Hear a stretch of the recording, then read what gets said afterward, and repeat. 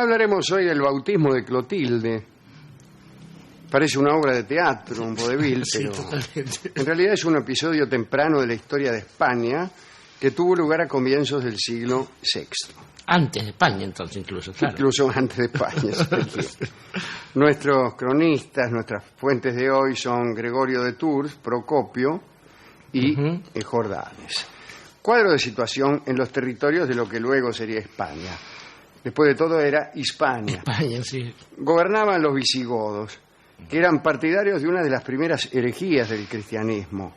Los visigodos eran arrianos, seguidores de Arrio. Básicamente minimizaban el poder de Cristo, no reconocían ninguna igualdad entre el Hijo y el Padre, de modo que negaban principalmente la divinidad del Hijo, la divinidad de Jesús.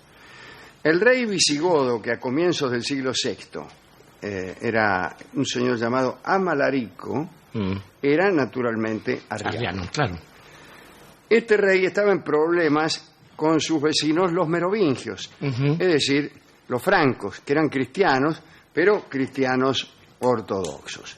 Sí, Los arrianos también eran cristianos, pero heterodoxos. Sí, ortodoxos, que no confundir con la iglesia ortodoxa. No, Claro, que justamente viene a señalar una heterodoxia. Una heterodoxia.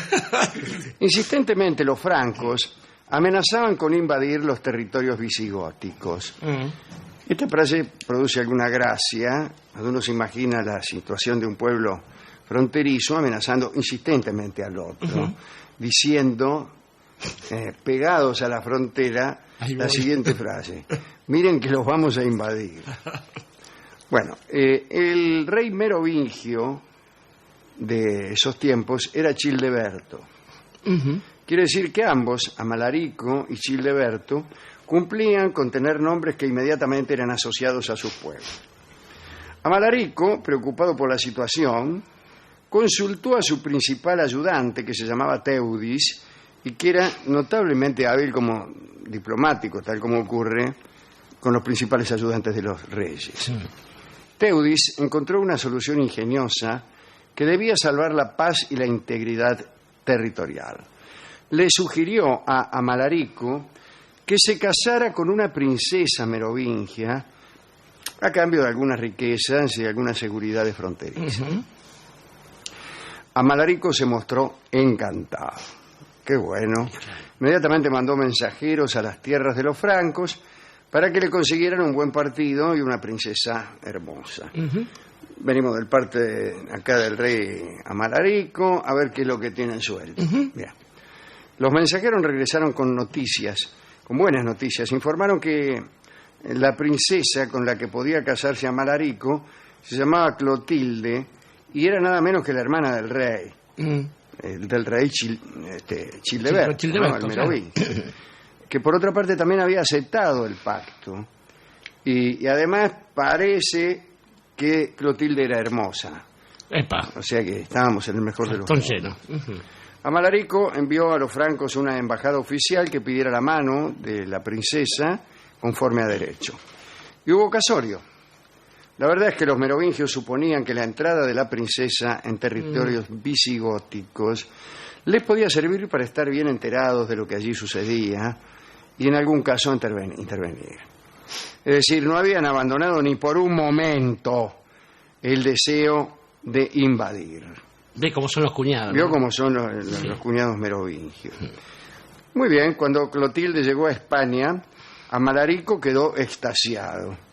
Tanto es así que decidió amarla inmediatamente después de la llegada. Dice, voy a amarla inmediatamente. Sí, se ducha, aunque sea. Y un poco a patadas en los talones la condujo a sus aposentos. Los sacerdotes godos, que eran arrianos, le advirtieron que antes de tales menesteres era conveniente que recibiera esta chica el bautismo arriano, que no era el mismo que el bautismo cristiano convencional. Y allí empezaron los problemas.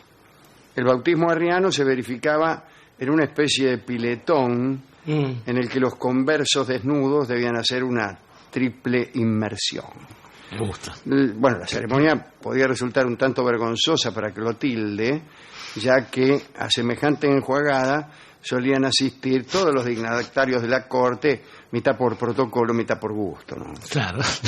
Bueno, la Iglesia de Roma antes bautizaba así, Sí. y después ya...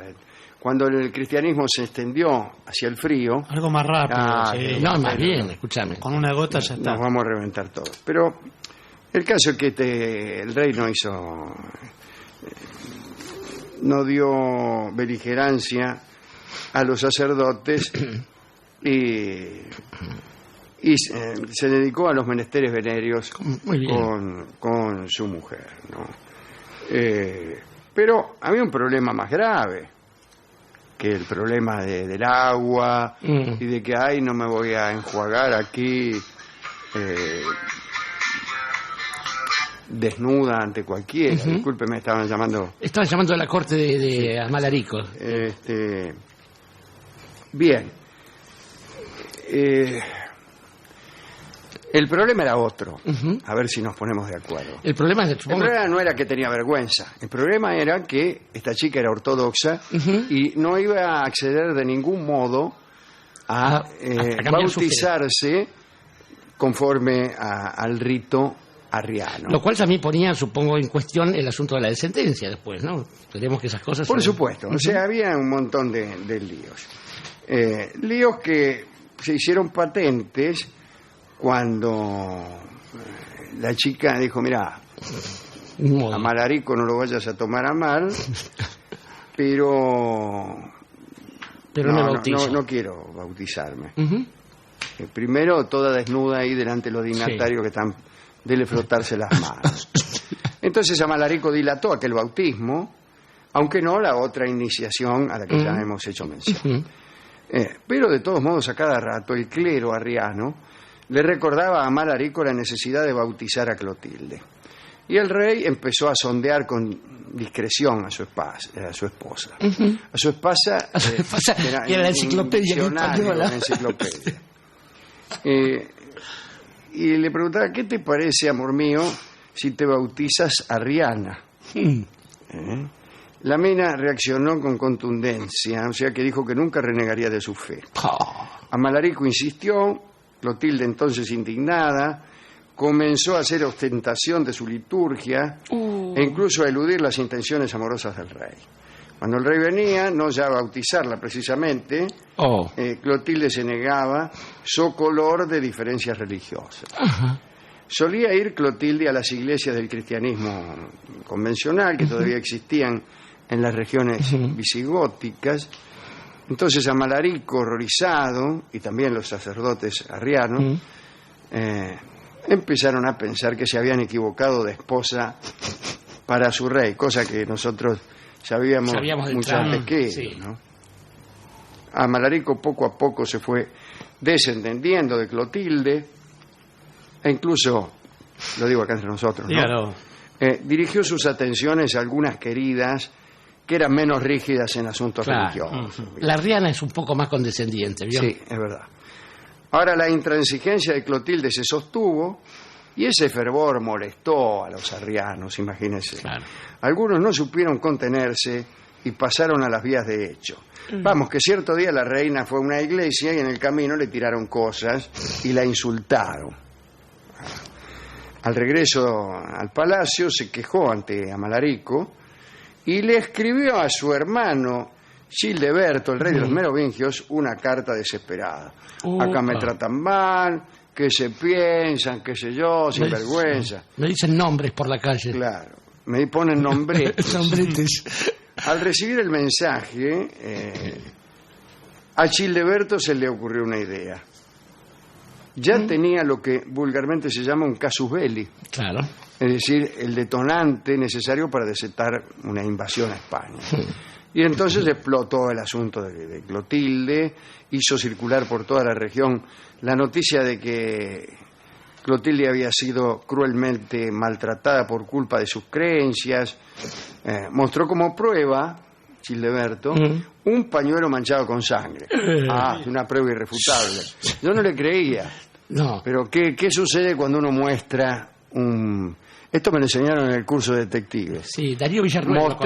Mostrar un pañuelo manchado con sangre es casus demuestra que la la hermana de uno ha sido maltratada en un país vecino por su esposo, que es el rey. Bien, entonces los ejércitos francos marcharon contra los visigodos y el rey Amalarico, el rey de los visigodos, salió al paso de estas tropas, fue derrotado, se retiró, pero en el apuro se olvidó de cargar nada menos que el tesoro real. Lo dejó ahí.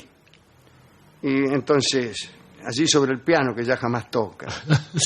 Entonces quiso regresar precipitadamente a buscarlo, pero ya era tarde. Los francos le habían cortado el camino. Y Amalarico huyó, hasta que lo mataron en Barcelona.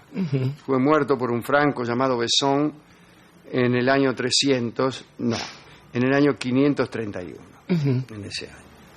Mientras Childeberto se adueñaba de un buen número de regiones visigodas, Clotilde cargó tranquilamente en unas carretas el tesoro de su marido y marchó. Emprendieron viaje hasta Lutetia. Hasta París. Hasta París, sin ir más lejos. Pero Clotilde no llegó nunca. Murió misteriosamente durante el camino. Digo misteriosamente porque parece que Childeberto la liquidó. El tipo tenía la costumbre de liquidar familiares para quedarse con sus bienes. Y la hermana no fue la excepción. Liquidaba hermanos, sobrinos, parientes y acaparaba sus tesoros. Usted dirá, ¿qué pruebas tiene? Bueno, un pañuelo manchado de sangre que tengo aquí y que prueba eso y cualquier otra cosa que a mí se me viniere en gala a ocurrir. Y aquí termina la historia, que bien puede ser una historia trágica de desencuentros fundados en discrepancias religiosas, pero nuestra idea quizá es otra. Esta vez se trata de aprovechar una vez más para denostar la figura del cuñado. Claro.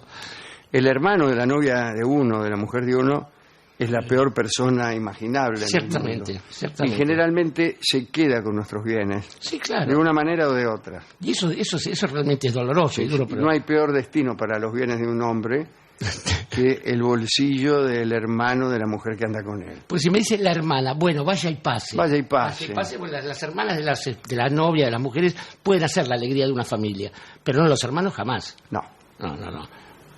Usted Así que una vez más se demuestra, sin necesidad de pañuelo ensangrentado alguno, que el cuñado es siempre el culpable. El cuñado debe haber sido un vínculo establecido por el demonio en los orígenes de la humanidad. Probablemente, claro. Sí. Pero estaba pensando, Alejandro, que justamente del mismo modo que la institución del cuñado, hay algunas diferencias que dan que pensar. Esto del arrianismo, convengamos igual que la conversión de todos los emperadores fue siempre de mala gana, ¿no? Sí, a último momento. El mismo muchacho Constantino. Ahí, que también la esposa le venía llenando la cabeza, mira que somos cristianos, bueno, cuando ya nada más por si acaso se convirtió. Pero el caso del arrianismo, que estuvo a punto de ser la versión oficial del cristianismo, digamos que aparece muy claramente esta especie de capricho y la forma en que la Santa Madre Iglesia a lo largo de 2000 años se las ha arreglado para convertir un capricho después en un dogma. Fíjese que, bueno, primero fue la iglesia ortodoxa, la iglesia oriente, vinieron los arrianos, bueno, esto se definía en un concilio, o sea, iban 20 chabones, votaban, y el que tenía más votos decidía si esa era la palabra de Dios o no. Claro. Es raro. La verdad se revelaba por comicio y por influencias, etcétera, y por poder económico. Incluso a partir de esta cuestión de los arrianos, me da por recordar que el obispo de Roma no solía asistir más a los concilios. Primero porque no le interesaba mucho, y después porque se dio cuenta que al no ir, el tipo podía laudar con su voto lo que se disputaba. Claro. Y de ese modo ir logrando preeminencia en la iglesia. Pero dado que la heroína de este relato es Clotilde, yo creo que también hay que pensar en estas mujeres que la Santa Madre Iglesia empezó a reconocer allá por el siglo XI, cuando hacían falta para la producción, qué sé yo. Y vio que además a las mujeres le caben los diminutivos.